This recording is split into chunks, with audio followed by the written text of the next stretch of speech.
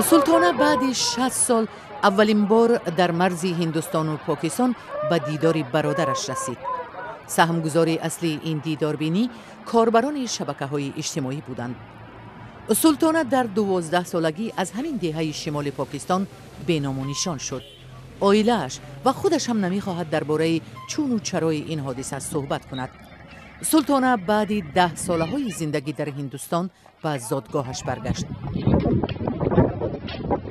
رسانه‌های محلی نوشتند که او را در خردسالی می‌خواستند اجباراً به شوهر دهند، ولی او بینام و نشان شد.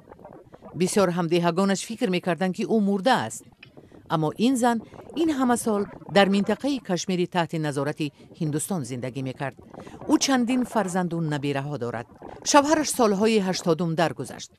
یکی از پسرانش دلتنگی مادر را دید و خواست آرزوهای او را برآورده سازد.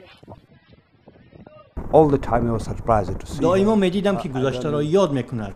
من با هدف کمک به او سوال می‌دادم ولی خاموش بود.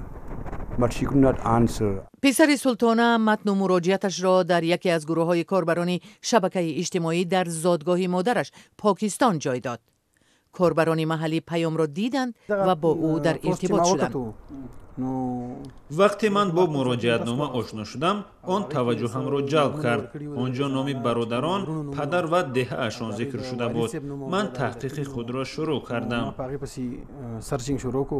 بعد مدت سلطانه نزدیکانش را پیدا کرد و حتی با آنها صحبت ویدیویی انجام داد. سپس به او ویزای 2 ماهه دادند.